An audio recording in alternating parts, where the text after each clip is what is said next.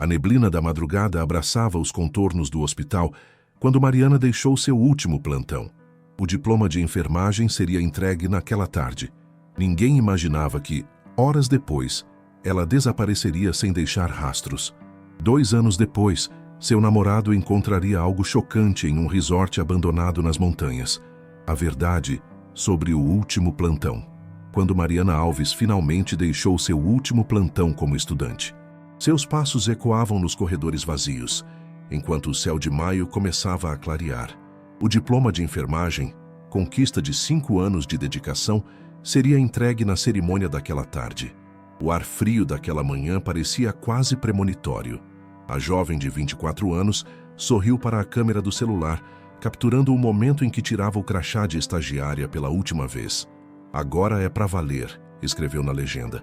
A foto seria a última atualização em suas redes sociais. Mais tarde, com o capelo sobre os cabelos castanhos e o canudo na mão direita, Mariana posou para dezenas de fotografias. Seu sorriso transmitia o orgulho de quem finalmente realizava um sonho. Ela irradiava felicidade, diriam depois. Uma felicidade que não chegaria ao anoitecer. A cerimônia terminou às 18h15. Mariana abraçou a mãe, despediu-se das colegas e prometeu encontrar o namorado, Lucas, para a comemoração marcada mais tarde. "Vou só passar em casa para trocar de roupa", disse ela ao telefone. Mas algo estava prestes a mudar para sempre. Mariana Alves não era apenas mais uma formanda. Para os pacientes do hospital universitário, era a estagiária que sempre encontrava tempo para uma conversa, mesmo nos plantões mais agitados. Para as colegas de turma, a estudante determinada que não desistiu quando reprovação em anatomia quase a fez abandonar o curso no 2º semestre. Ela tinha esse jeito de fazer você se sentir especial, sabe? Como se naquele momento você fosse a única pessoa que importava para ela. Era um dom natural para a enfermagem, descreveria sua supervisora de estágio meses depois. Filha única de Cristina, professora aposentada, Mariana havia perdido o pai para um câncer aos 14 anos. Foi essa experiência que a levou à enfermagem. "Quero estar lá para as pessoas como aquelas enfermeiras estiveram para meu pai", escreveu em sua redação de vestibular. O namoro com Lucas Mendonça, estudante de engenharia, completaria 3 anos naquele mês. Eles já planejavam morar juntos após a formatura. Um apartamento pequeno próximo ao hospital, onde Mariana havia conseguido seu primeiro emprego como enfermeira. Ela tinha acabado de comprar um conjunto de xícaras para a casa nova. Dizia que queria começar a colecionar, uma para cada momento especial que teríamos juntos. Lucas contaria posteriormente, a voz embargada. A jovem que desapareceu naquela noite de maio tinha planos, sonhos e uma rede de pessoas que a amavam profundamente. O que ninguém imaginava é que por trás do sorriso confiante, Mariana guardava segredos que poucos conheciam. E esses segredos começariam a vir à tona da pior maneira possível. A última pessoa a ver Mariana foi Dona Elisa, vizinha do pequeno apartamento onde a jovem morava sozinha. Por volta das 19h30, a senhora de 67 anos notou quando o carro da recém-formada, um Fiesta Prata de 2015, estacionou na vaga de sempre. "Eu até a cumprimentei da janela. Ela estava linda, ainda com aquela roupa da formatura. Acenou para mim e entrou correndo, parecia com pressa", recordaria Dona Elisa durante os depoimentos. Às 27h, Mariana enviou uma mensagem para Lucas. "Estou quase pronta, vou passar em um lugar antes, te encontro no restaurante em 1 hora. O namorado respondeu perguntando onde ela iria, mas a mensagem foi visualizada e nunca respondida. Às 21h15, preocupado com o atraso, Lucas ligou várias vezes. Todas as chamadas caíram na caixa postal. Às 22h30, ele foi até o apartamento de Mariana, mas não havia ninguém. O carro não estava na vaga, a porta estava trancada. O que ficou para trás foi uma cena perturbadora. O vestido que Mariana usaria na comemoração estava sobre a cama, junto com sapatos e uma bolsa pequena. No banheiro, maquiagem espalhada indicava que ela estava se arrumando quando, por algum motivo, interrompeu a preparação. Seu celular, sempre inseparável, foi encontrado caído próximo à porta, com a tela trincada. Mais estranho ainda, a beca e o capelo da formatura haviam desaparecido junto com ela. E na mesa da cozinha, um envelope aberto contendo o que parecia ser uma carta manuscrita. Quando a polícia chegou, horas depois, o conteúdo dessa carta já havia desaparecido. Apenas o envelope vazio permanecia como testemunha silenciosa do que poderia ter acontecido naquela noite. E esse seria apenas o primeiro de muitos mistérios que cercam o desaparecimento de Mariana Alves. Até aqui sabemos que Mariana Alves, recém-formada em enfermagem, desapareceu na noite de sua formatura. Foi vista pela última vez por sua vizinha, enviou uma mensagem enigmática ao namorado e deixou pertences pessoais para trás, incluindo seu celular com a tela quebrada. As primeiras 48 horas foram marcadas por uma mobilização intensa. Colegas da faculdade, familiares e até pacientes do hospital onde Mariana estagiava formaram grupos de busca. Cartazes com o rosto sorridente da jovem enfermeira começaram a aparecer por toda a cidade. A polícia iniciou as investigações com uma varredura no apartamento. O técnico forense encontrou impressões digitais que não pertenciam a Mariana ou a qualquer pessoa próxima. No entanto, o banco de dados não retornou correspondências. No início, pensamos em crime passional ou sequestro, mas não havia sinais de luta no apartamento. A porta não foi arrombada. Quem quer que tenha estado lá entrou com o consentimento dela, explicaria depois o delegado responsável pelo caso. O Fiesta Prata de Mariana foi encontrado 3 dias depois, estacionado no acostamento de uma estrada secundária, a aproximadamente 40 quilômetros da cidade. O tanque estava vazio, mas não havia indícios de pane mecânica. No porta-malas, a beca e o capelo da formatura cuidadosamente dobrados. Uma fazendeira da região afirmou ter visto uma jovem parecida com Mariana caminhando pela estrada na manhã seguinte ao desaparecimento. Mas a informação não pôde ser confirmada. A primeira semana de buscas terminou sem respostas concretas, e enquanto as autoridades ampliavam o raio de investigação, uma sombra de dúvida começava a pairar sobre aqueles mais próximos a Mariana, principalmente quando descobriram que a última ligação recebida pela jovem, minutos depois da mensagem enviada a Lucas, veio de um número desconhecido que nunca mais voltou a fazer contato. Quem era essa pessoa? E por que Mariana atendeu a esse chamado justamente na noite que deveria ser a celebração de sua conquista mais importante? Com o passar das semanas, o caso de Mariana começou a revelar contradições inquietantes. A imagem da enfermeira dedicada e da namorada apaixonada convivia agora com revelações que ninguém esperava. A primeira veio através do histórico bancário. Nos 3 meses anteriores ao desaparecimento, Mariana havia recebido depósitos de origem desconhecida, totalizando quase R$30 mil, quantia incompatível com sua renda de estagiária. Ela nunca mencionou nenhum dinheiro extra. Sempre dividíamos as contas igualmente. Inclusive, ela dizia que estava economizando para mobiliar nosso futuro apartamento, afirmou Lucas em depoimento, visivelmente confuso com a descoberta. Outra contradição surgiu quando uma colega de faculdade revelou que Mariana havia solicitado seus históricos acadêmicos completos 2 semanas antes da formatura, mencionando uma possível transferência para um hospital em outro estado. Ela me pediu sigilo absoluto. Disse que era uma oportunidade única, mas que precisava resolver algumas coisas antes de contar para todo mundo. Achei estranho ela esconder isso do Lucas, mas não era da minha conta, relataria a colega. As investigações também revelaram que o envelope encontrado no apartamento de Mariana continha vestígios de perfume masculino que não pertencia a Lucas. E mais intrigante, as impressões digitais não identificadas pertenciam a pelo menos 2 pessoas diferentes. A supervisora do hospital onde Mariana estagiava também trouxe à tona um comportamento incomum nas últimas semanas antes da formatura. Ela começou a fazer perguntas específicas sobre pacientes antigos, principalmente casos de 2018 e 2019. Chegou a passar horas no arquivo digital fora de seu horário. Quando perguntei o motivo, disse que era para seu trabalho de conclusão, mas seu tema era completamente diferente.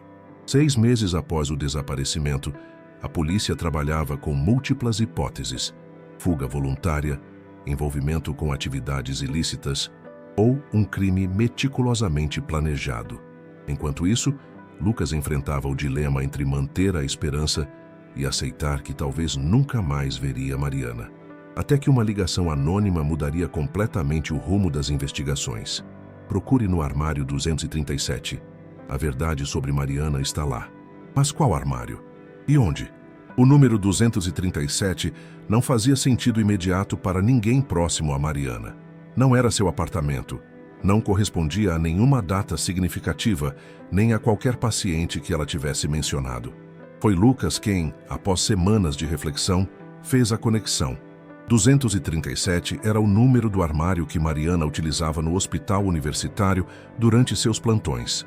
Um espaço que, teoricamente, já deveria ter sido esvaziado após sua formatura.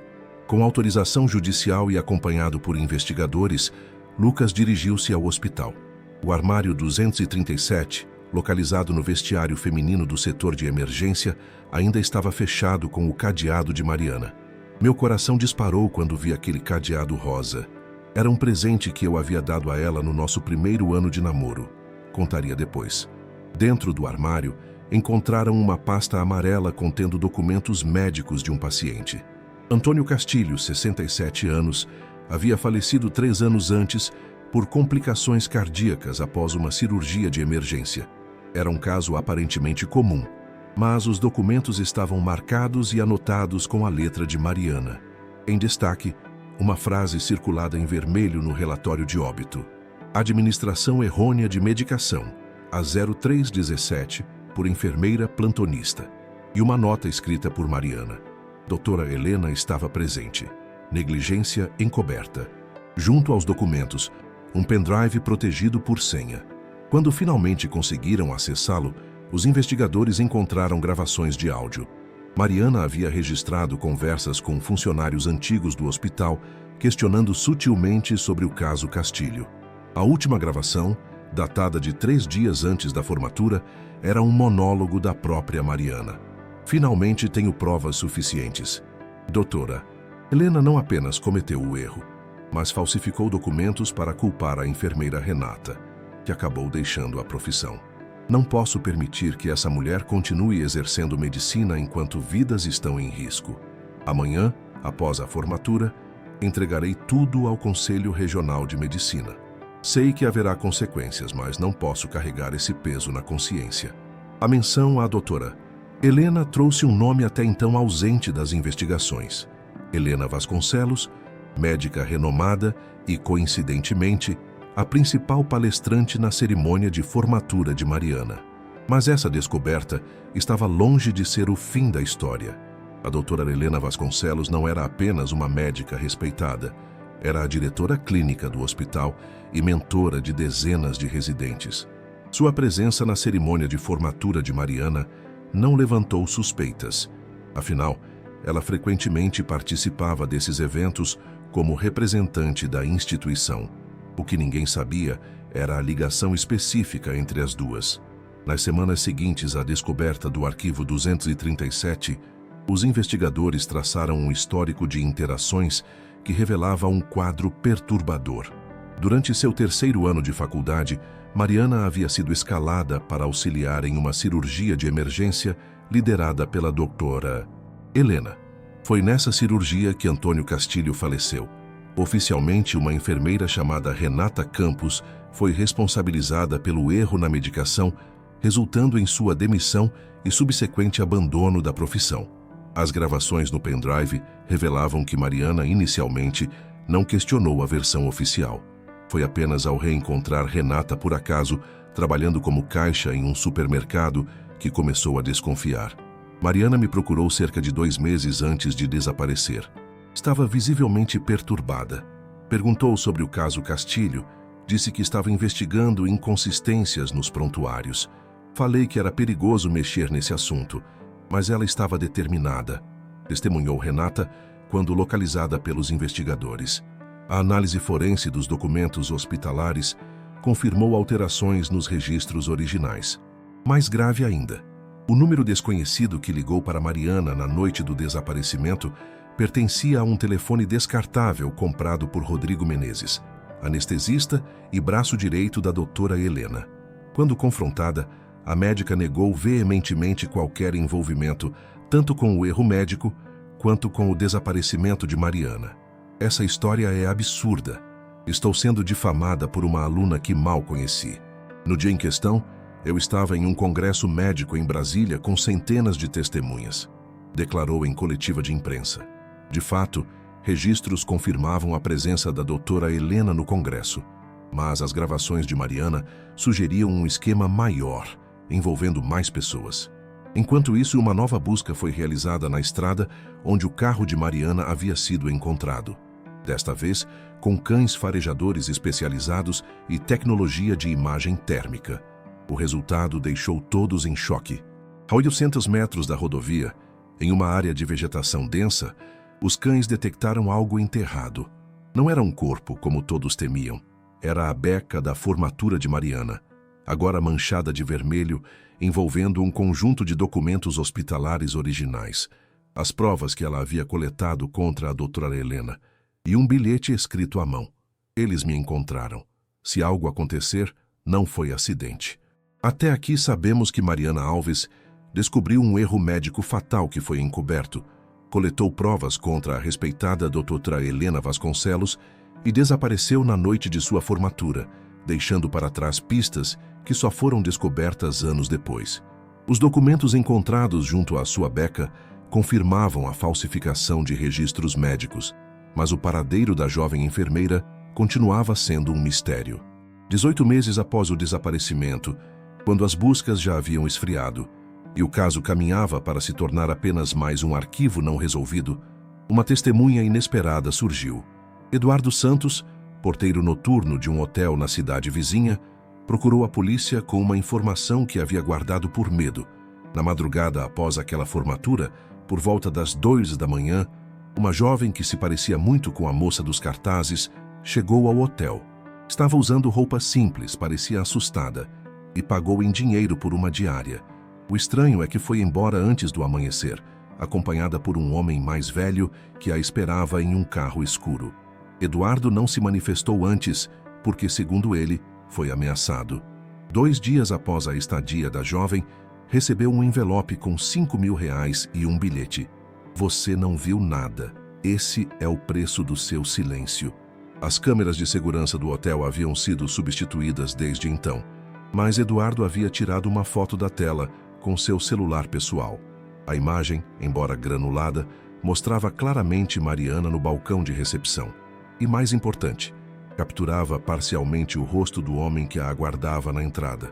A análise facial identificou o homem como Rodrigo Menezes, o anestesista associado à doutora Helena. Quando confrontado com a evidência, Rodrigo entrou em colapso nervoso e solicitou proteção em troca de sua confissão completa. O que ele revelou deixou os investigadores perplexos. A doutora Helena soube que Mariana estava investigando o caso Castilho uma semana antes da formatura. Ela me pediu para monitorar a garota, descobrir o que ela sabia exatamente. Eu a segui, hackeei seu e-mail, mas não imaginava que Helena planejava algo pior, confessou Rodrigo. Segundo ele, na noite do desaparecimento, a médica instruiu-o a ligar para Mariana, fingindo ser um informante disposto a fornecer a prova final contra Helena. O plano era atrair a jovem para uma conversa.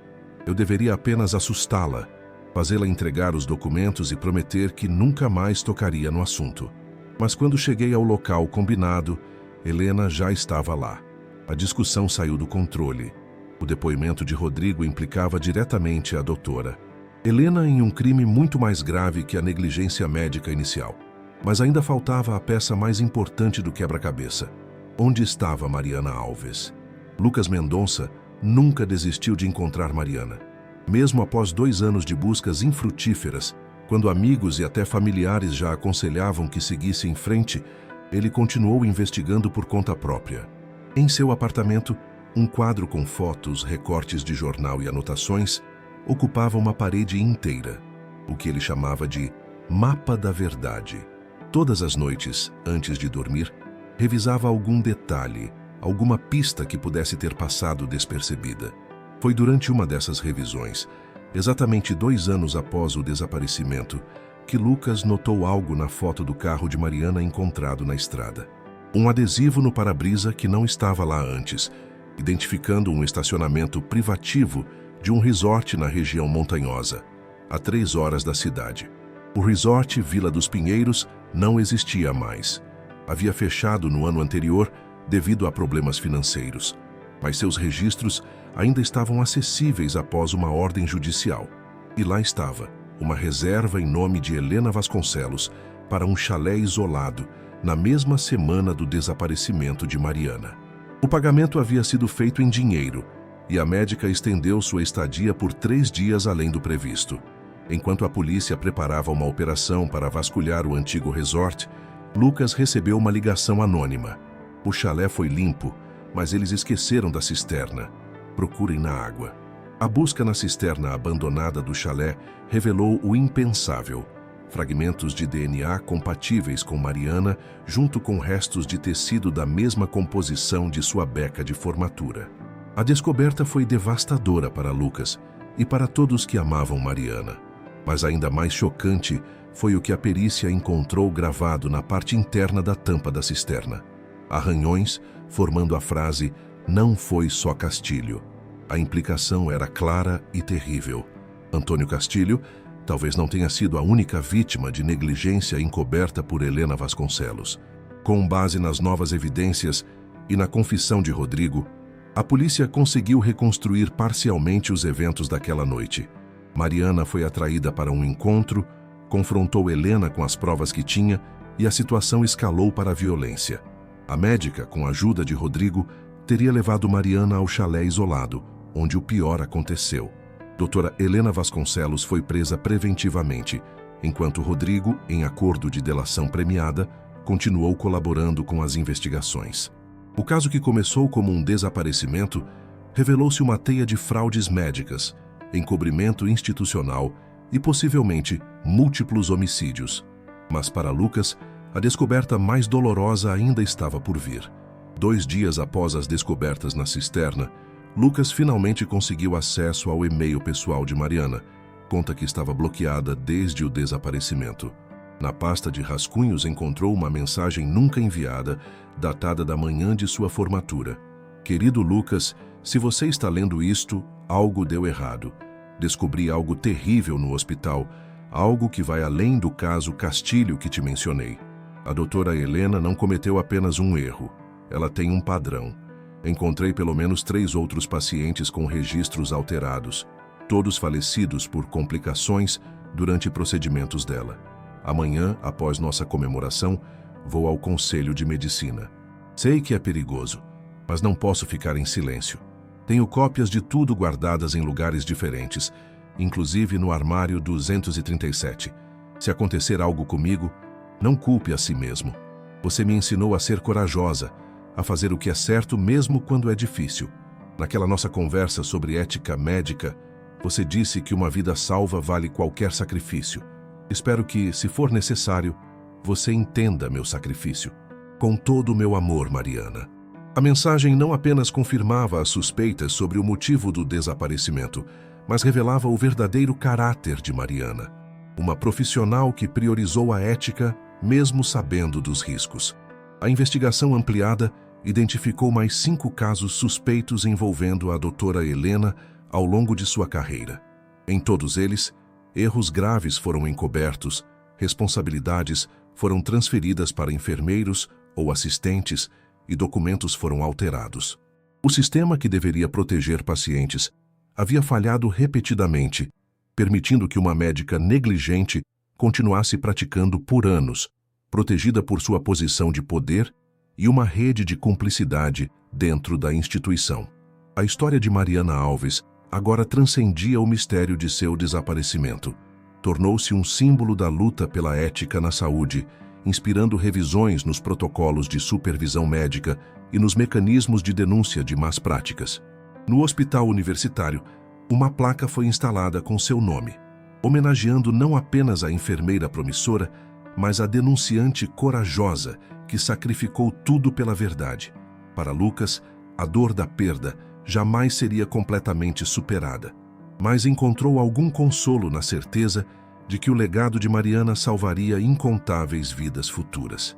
Em sua lápide, uma simples inscrição resume toda a sua história. Mariana Alves, 1998-2023. Enfermeira por vocação, heroína por escolha. E nos corredores dos hospitais, seu nome continua sendo sussurrado como lembrete de que, às vezes, o maior ato de cuidado é ter a coragem de expor a verdade, não importa o custo. Que outras histórias de coragem permanecem escondidas? Comente abaixo sobre casos de denunciantes que sacrificaram tudo pela verdade. Seu apoio nos ajuda a continuar contando essas histórias importantes.